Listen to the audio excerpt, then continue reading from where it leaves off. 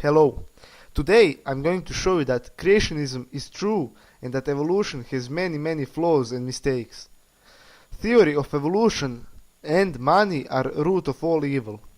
There is not one single visible piece of evidence of evolution.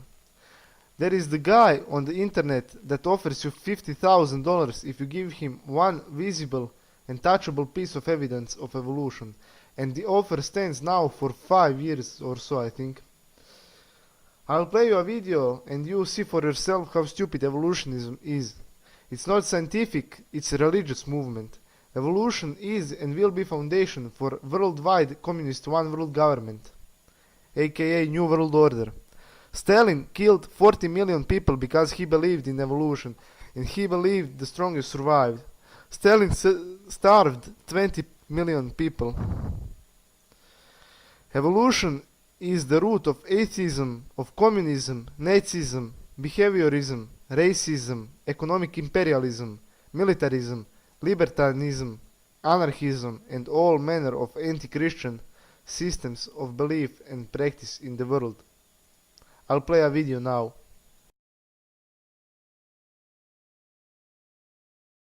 You guys believe 20 billion years ago there was a Big Bang where nothing exploded and produced everything. 4.6 billion years ago the Earth cooled down, made a hard rocky crust. It rained on the rocks for millions of years, turned them into soup, and the soup came alive 3 billion years ago.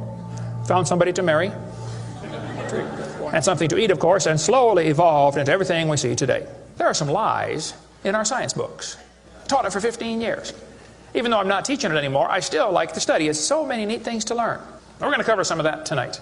I'm not against science, I'm not against schools, I'm not against teachers, because most of them don't know what they believe. You have to tell them. They teach the kids it all started with a Big Bang 20 billion years ago. What exploded? This is what the textbooks teach. Yes, boys and girls, you see, nothing exploded, and here we are. So I asked this professor if I could ask him some questions about the Big Bang. I said, where did all this matter come from? He said, well, we don't know that for sure. I said, well, sir, would you please tell me where the laws came from? The universe is run by laws, gravity, centrifugal force, inertia. Who gave the laws? He said, we don't know that either. I said, sir, could you tell me where the energy came from? You know, it takes energy to make a Big Bang. Who bought the gas to run this machine anyway? He said, we don't know that either. I said, sir, could I ask you another question? He said, sure. What else would you like to know? Else? What do you mean else? You haven't told me nothing yet. Okay, now, sir, hold it. If I told you that I believe God created the heaven and the earth, like the Bible teaches, you're going to say, and where did God come from? And I don't know. But you said, well, we don't know that for sure. We don't know that either. Don't tell me my theory is religious and yours is science. Oh, no, sir, they're both religious. Evolution is a religion. You have to believe. So I asked the professor, where did the matter come from? He said, I don't know. So basically, I believe in the beginning God, and you believe in the beginning dirt. One professor was getting kind of upset about this time. He said, Mr. Hovind, there are hundreds of varieties of dogs in the world. He said, you mean to tell me that you believe all these dogs came from 2 dogs off a Noah's Ark? You expect me to believe that? I said, sir, would you look at what you're teaching your students? You're teaching your students that all the dogs in the world came from a rock. Then they're going to tell the kids, well, we have evidence for this theory. Charlie Darwin stopped off at these islands right there called the Galapagos Islands. Charlie studied the birds very carefully and said, you know what? I think all these birds had a common ancestor. I bet you're right, Charlie. It was a bird. You see 14 kinds of birds, and you conclude that birds and bananas are related. They tell the kids they have evidence of evolution from fossils. I don't think so. If you find a fossil in the dirt, all you know is it died. You don't know that it had any kids. And you sure don't know that it had different kids. You bring in a bone to the judge. Judge, I found this bone in the dirt. This is the ancestor of all the humans today. They would laugh at you. You don't know that that's the ancestor of anybody. And why on earth would you think a bone in the dirt can do something animals today cannot do? They'll say, boys and girls, you have 2 bones in your wrist, radius and ulna. And boys and girls, look at the whale's flipper carefully. Did you know the whale has 2 bones in his flipper? And they're called the radius and the ulna? Same as ours. Wow. Who named them, teacher? The whale? Think about it.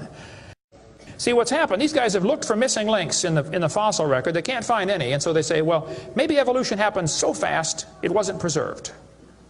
Maybe a reptile laid an egg and a bird hatched out. Well, who did that bird marry?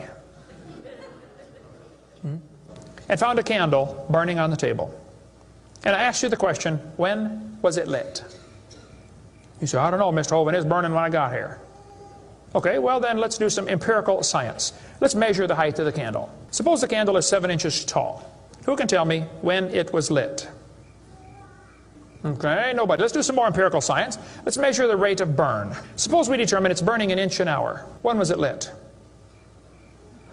You're going to have a hard time telling me unless you're willing to make some assumptions. You find a fossil in the dirt, you can measure how much C14 is in it. Very accurately, by the way. And you can measure how fast it's decaying. That's just like measuring the height of your candle and how fast it's burning. Now, when did that animal die? You don't have a clue.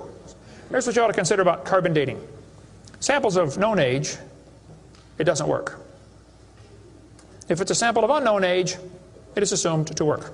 Freshly killed seal, carbon dated 1,300 years old. Shells from living snails, carbon dated 27,000 years old. Living penguins, carbon dated 8,000 years old. One part of Dima was 40,000 years old, another part was 26,000, and the wood next to it is 9,000. Then they tell the kids about the geologic column. They say each of the layers is a different age, you know, Cenozoic, Mesozoic, Paleozoic, Archeozoic, all them zoic boys.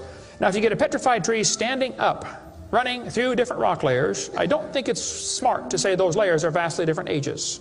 Those trees did not get slowly covered by the sediments over millions of years. They would rot and fall down. They'll say, boys and girls, you have an appendix that you don't need anymore. That's a vestigial structure, that's proof of evolution. Well, excuse me, you do need your appendix. The appendix is part of your immune system. If your appendix is taken out, you can still live, okay, but it increases your susceptibility to quite a few diseases. You could live without both your legs and both your arms and both your eyes also. That doesn't prove you don't need them. There are no vestigial organs, and even if there were, that would be the opposite of evolution. That's losing, not gaining. I was taught when I went to school, man used to have a tail, but he lost it because he didn't need it. I thought, didn't need it? Have you ever thought how handy a tail would be?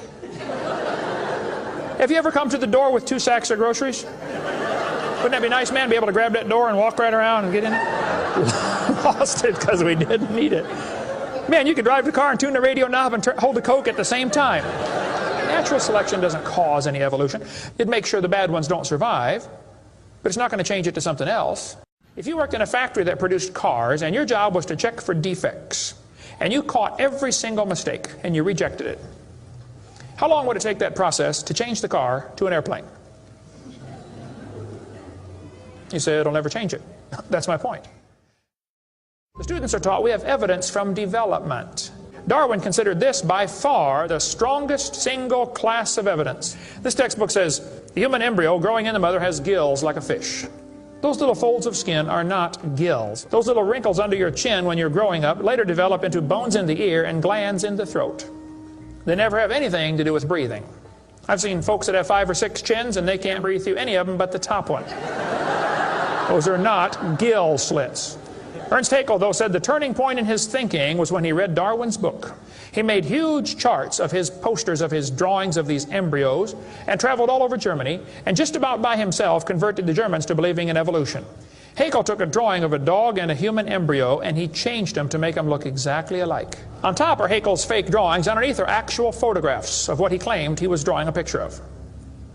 Now, either he's a lousy artist or he's a liar.